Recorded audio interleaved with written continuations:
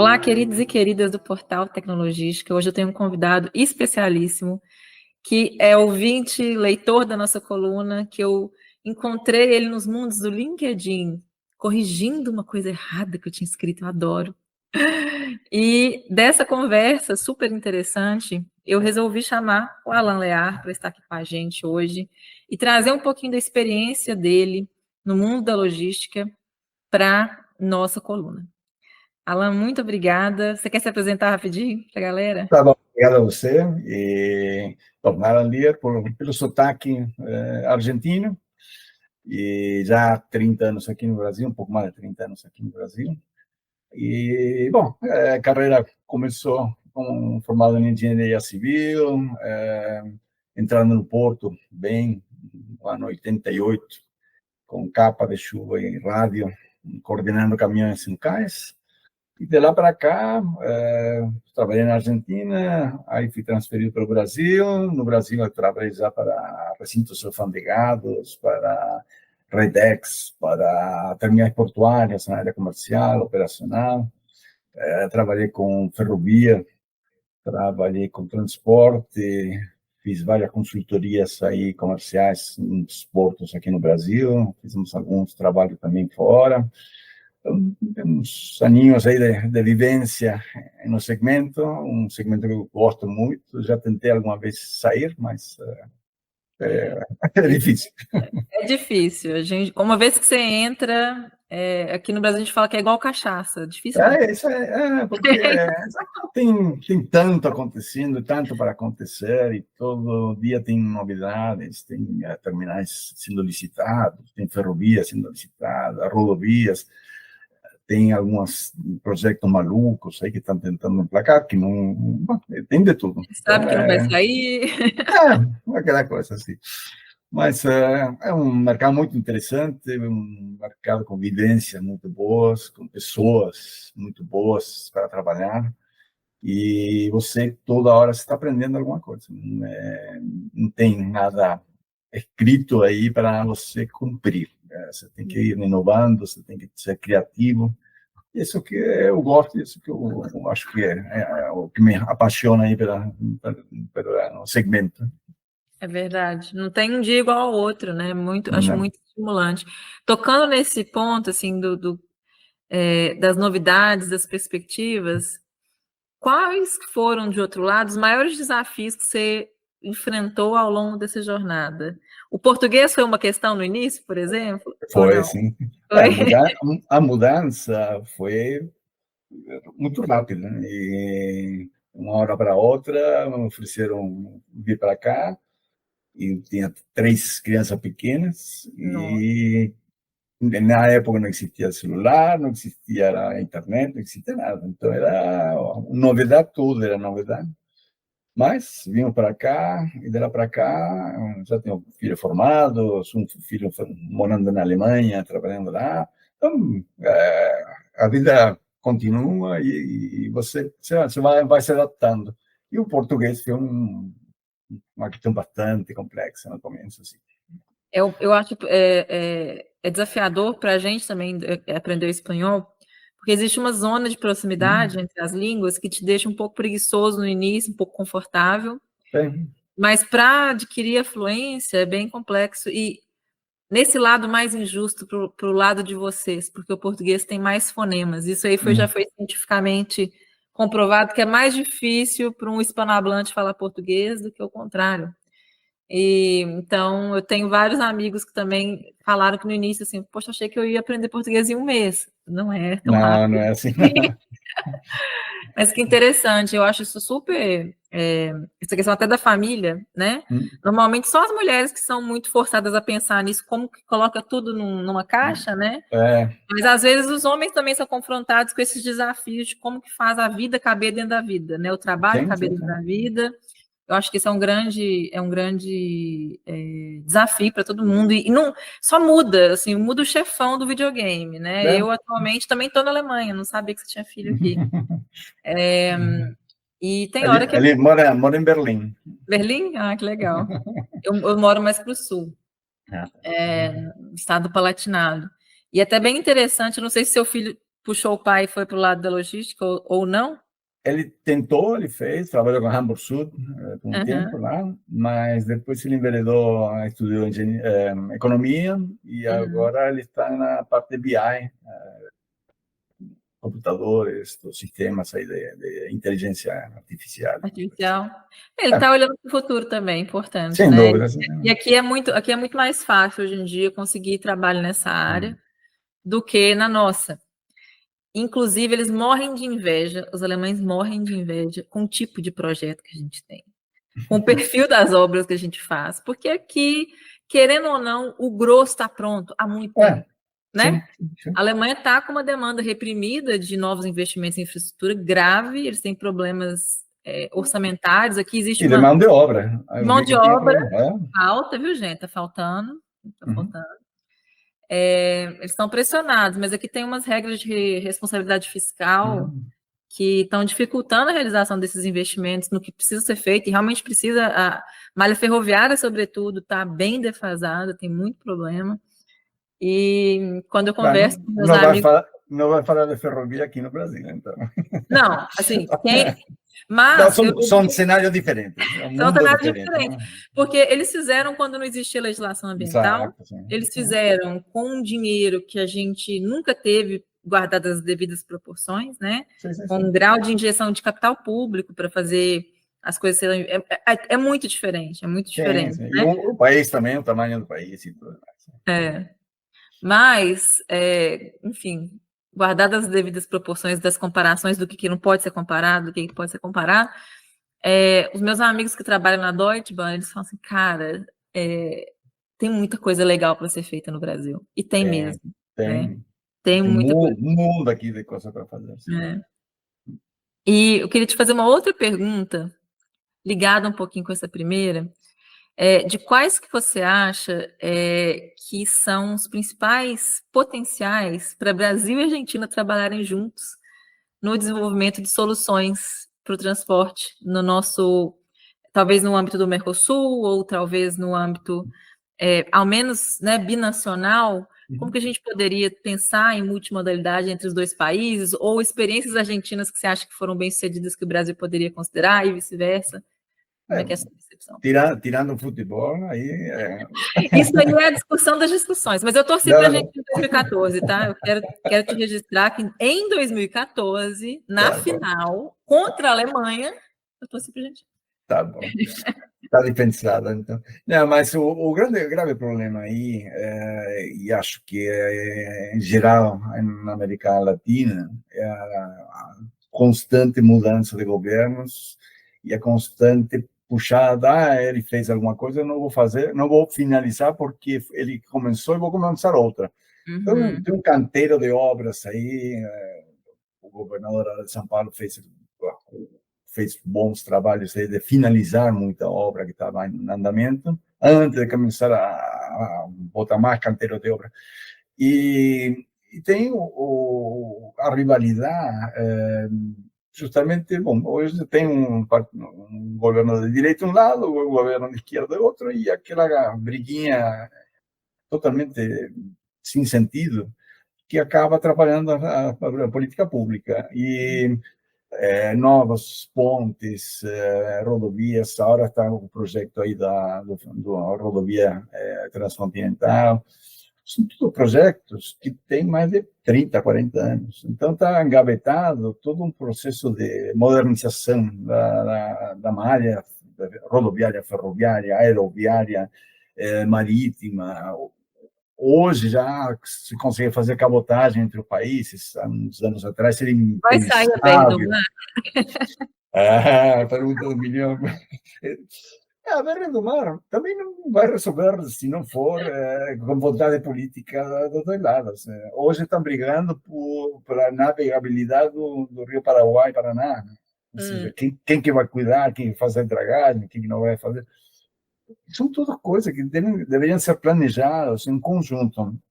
Um grande problema do Brasil é a falta de planejamento. Uhum. Não existe planejamento de mais de 4 anos de governo. Então, obras que demorariam 10, 15 anos para consolidar, como seria uma ampliação bem estruturada da malha ferroviária, aí fica engavetado, porque ou o privado encara, que é valor bilionário, senão qualquer um pode sair daí construindo ferrovias, ou a coisa fica parada. E a Argentina e Brasil a mesma coisa. Então, o sucateamento das ferrovias na Argentina e no Brasil foi horroroso. E agora recuperar, muita malha não faz o menor sentido recuperar, porque o traçado é antigo, está todo o material deteriorado, então eu prefiro construir outra. E A ninguém vai Argentina construir. tem problemas de interoperabilidade também, diferentes de bitola, tem questões semelhantes É com o Brasil. menos, é menos intenso porque lá foi desenhado pelos ingleses com o conceito de interior porto. Então, a Uhum, vitória é praticamente a mesma em todo o país. Mas aí você uhum. chega na fronteira com o Brasil, aí você não consegue cruzar para o Brasil, porque aí muda a bitola um pouquinho, e aí você tem que fazer transbordo de carga para poder continuar com a ferrovia. São essas questões. O mesmo aconteceu entre França e Espanha. Uhum. A mesma É um coisa. caso clássico das escolas de negócio, né? Sim, Compraram é clássico, locomotivas sem fazer o exatamente. dever de casa. Exatamente. E aí, bom, o problema é esse. E é política de governo dos dois países, um lastro aí de desgoverno na Argentina durante 20 anos, conseguiram sucatear muita infraestrutura do país. Mesmo assim, portos se modernizaram, ferrovia trabalhou dentro dos parâmetros razoáveis. Uhum, Ou seja, os países eles estão prontos para crescer, né? O que está uhum. atrapalhando é essa grande mudança de política de governo. E na E Argentina não foi dado tem assim. falado de incrementar parcerias privadas também, um modelo Bom, semelhante. ou seja, o porto praticamente está todo na iniciativa privada. A Uhum, ferrovia, aí nacionalizaram de novo, mas provavelmente vai todo de novo para a iniciativa privada. E rodovias, a mesma história. Porque o privado ele tem desejo de ver a coisa crescer, porque é o negócio dele. Ele vai uhum, cobrar pedágio, ele vai ter ganhos em cima da obra. O governo ele não tem esse pique. Então, ele tem que dividir o dinheiro entre uma obra e outra, ele vai fazer a obra que mais voto vai trazer no final dos 4 anos de governo. um capital político, né? Mas tudo bem, é a regra, não é só aqui, Estados Unidos é a mesma coisa, mas tem uma estabilidade política de infraestrutura mais regrada, mais Uhum, ordenada. A comunidade europeia tem um planejamento centralizado para toda a Europa e tudo mais. E uma coisa interessante, por exemplo, o Porto de Rotterdam, tem um planejamento de 30 anos e cada 5 anos eles prestam conta do que fizeram e refazem uhum, para 30 anos. Quando prestam conta, fizeram praticamente tudo o que estava planejado para fazer.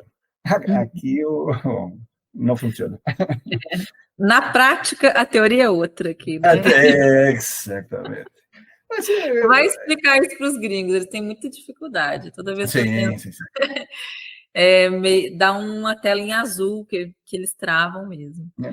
Falando em pautas que estão muito aqui na Europa em voga, em discussões super ferrenhas, eu queria saber um pouquinho da sua experiência com essa pauta de ISG. Né? A logística brasileira está se movimentando, está adequado o movimento, existem algumas experiências que têm se mostrado mais bem-sucedidas para reduzir os impactos ambientais, sociais, da implantação de infraestrutura logística ou da própria operação? Eu acho que a consciência do ESG no Brasil é maior que muitos outros países. Mas aí começamos a patinar de novo na condição de aplicar essa consciência. Uhum, Ferrovia. Ferrovia está na mão dos operadores de carga própria. Então, dificilmente você consegue fazer logística de containers em uma malha que está tomada pelo grão, tomada pelo minério de ferro. Nas renovações que fizeram agora, aí colocaram algumas exigências em cima dessa de movimentação dos materiais industrializados, E agora a ferrovia está olhando como que vai encaixar isso dentro da sua programação.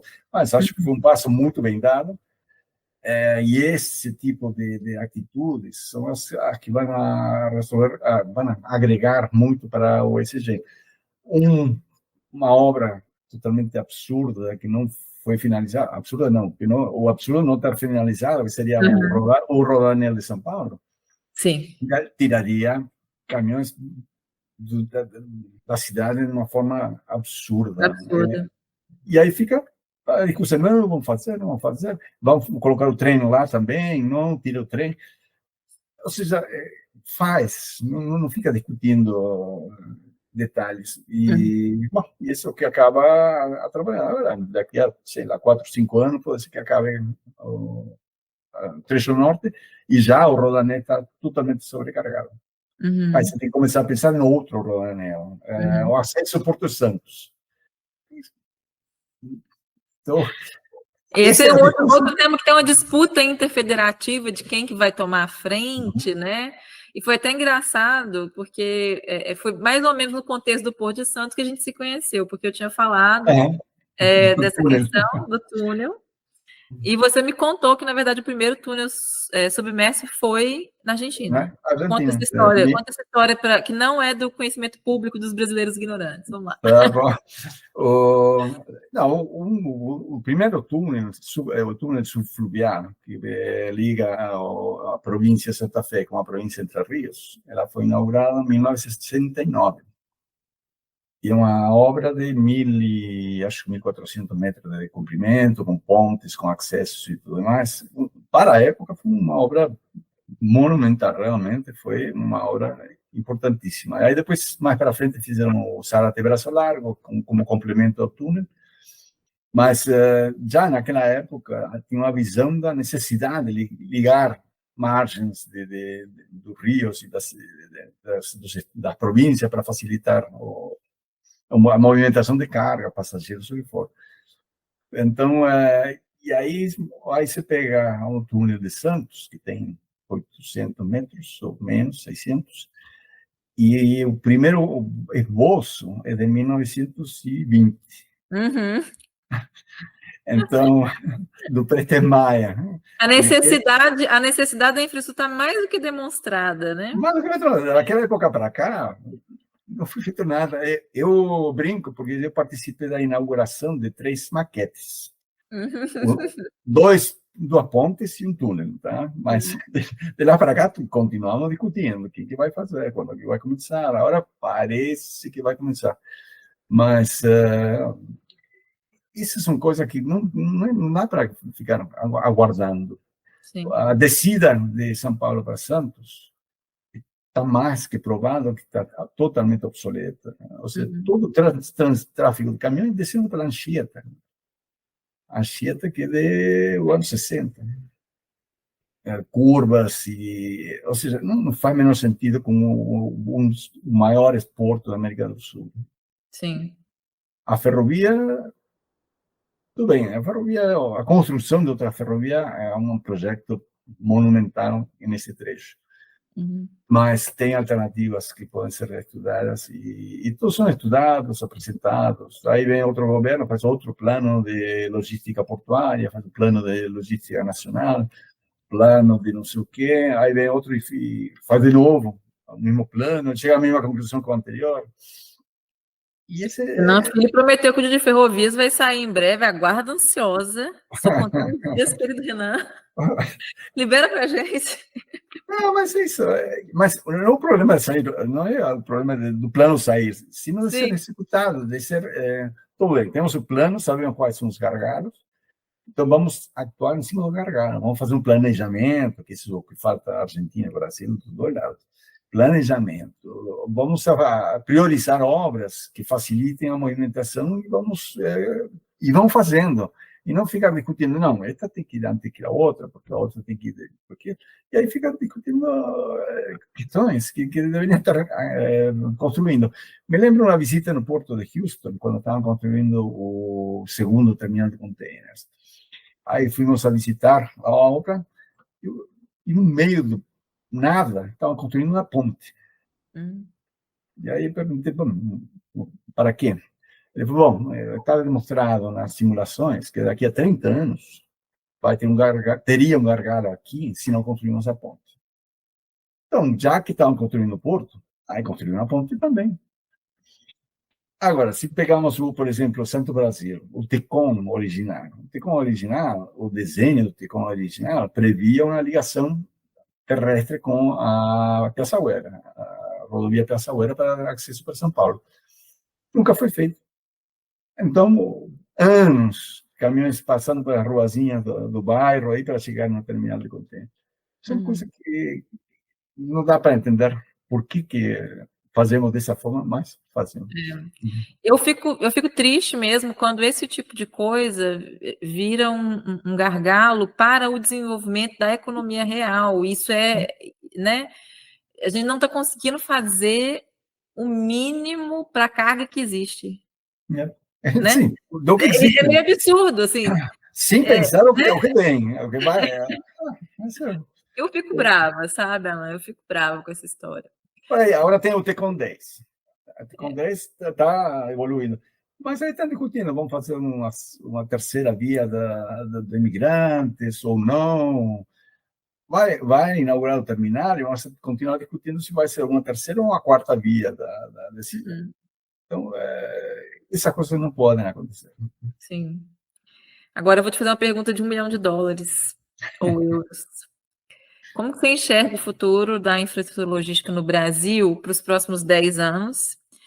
E numa matriz de priorização, o que você acha que seria muito importante para a gente fazer de modo que esse sistema logístico brasileiro fique mais competitivo, fique mais eficiente? Escolhe umas 3 medidas. Vou na segunda primeiro. Segunda pergunta, o que pode ser feito? Um país que tem uns 5.000, 6.000 quilômetros de costa, que tem uma cabotagem incipiente, difícil de operar. Eu tiro o chapéu dos gloriosos armadores que enfrentam essa dificuldade para conseguir girar uma empresa de cabotagem no Brasil. Isso deveria ser prioridade absoluta, porque tiraria um monte de cargas da rodovia, e aí falam, não, mas aí o caminhão vai ficar sem emprego. E não, porque tem todo o trabalho de coleta, entrega, de ponta, mas não precisa ser longitudinal no país. O caminhão não precisa viajar 3.000 quilômetros. Com melhor qualidade de vida, inclusive, né? Exatamente. Ou seja, o caminhoneiro ele vai concentrar, vai focar seu objetivo em fazer toda a coleta, entrega, trazer do interior do Brasil para os portos, mas a conexão norte-sul tem que ser cabotagem. E aí a ferrovia também entraria para essa ligação do interior para os portos. Então, esse seria, acho que uma das prioridades, a sequência em paralelo, ou seja, a ferrovia e cabotagem. São os dois eixos de crescimento fundamentais, porque a cidade já não comporta mais veículos, sem falar da transporte urbano, aí é outro, não estamos falando disso, porque aí é outra matéria nova para você tocar na tua página aqui. Mas, e depois, educação, mão de obra, falta mão de obra qualificada para os aumentos significativos de tecnologia que estão sendo aplicados tanto nos portos como nas ferrovias, como em movimentação de carga, sistemas de tracking, sistemas de controle de armazéns, e a mão de obra escassa, cara, porque está todo mundo roubando um do outro. Então, a realidade é essa. É a mesma coisa do comercial, né? Ou seja, falta educação, falta entender o que é a logística. E eu vejo que não está na pauta das escolas, pelo menos mostrar o que é, para que as crianças não tão pequenas, comecem a enxergar isso como uma possibilidade de vida. Um segmento apaixonante como esse está sendo esquecido. Vai todo mundo para o computador e aí fica fazendo trabalhos aí no computador. E o desenvolvimento da capacidade logística do país e tudo mais, para mim é apaixonante, para outros não, nem tanto. E a primeira, mais ou menos, a primeira e a segunda estão... Elas se complementam, né? Essa coisa da integração da tecnologia nos processos, né? E de como que algumas coisas podem realmente ser revolucionárias.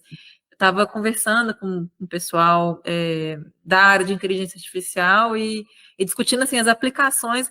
Parece uma outra vida. Eu que sou, né? Minha formação é em direito, então você imagina, entendo de lei na prática, né? E fui enveredando. Era para eu ser engenheira, tá? A família inteira engenheira.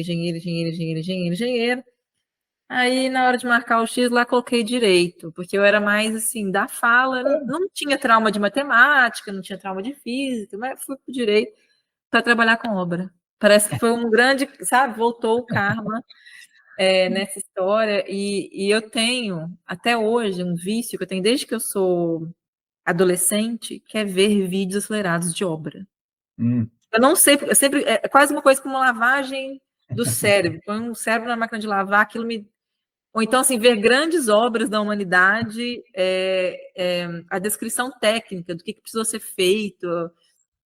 Tem um clássico que é da Ponte Rio-Niterói, sabe? Eu sou fascinada com a Ponte Rio-Niterói, eu amo ela. Então, eu queria fazer sobre essas curiosidades um bate-bola rapidão com você para saber das suas paixões e antagonismos no mundo da logística.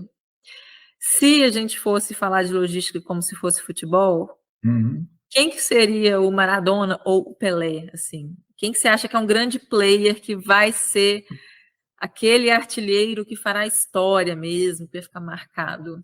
Pessoa ou empresa? Pode ser um ou outro. Pode ser um recurso humano ou pode ser uma organização. É difícil. Recurso humano, tem vários boas cabeças no Brasil, vários governadores com visão. O problema é como eles chegam e como eles conseguem desenvolver essa visão. Tem exemplos muito bons, vamos para o passado, para não falar nada da política. Do presente? Do presente, mas de Curitiba, Sim. como uma visão de um arquiteto que virou prefeito, mudou totalmente uma cidade e transformou ela em... Não vou falar para isso, porque toda cidade tem seu problema. Mas é uma cidade que é bem planejada, bem pensada. Então, dá para fazer. Tem pessoas boas e tem pessoas com boas ideias para desenvolver isso. E se fosse uma obra, assim, qual que é a obra logística que te fascina profundamente? Assim, uma coisa que você viu, talvez algo que você tenha trabalhado ou algo do passado. Tem alguma coisa que...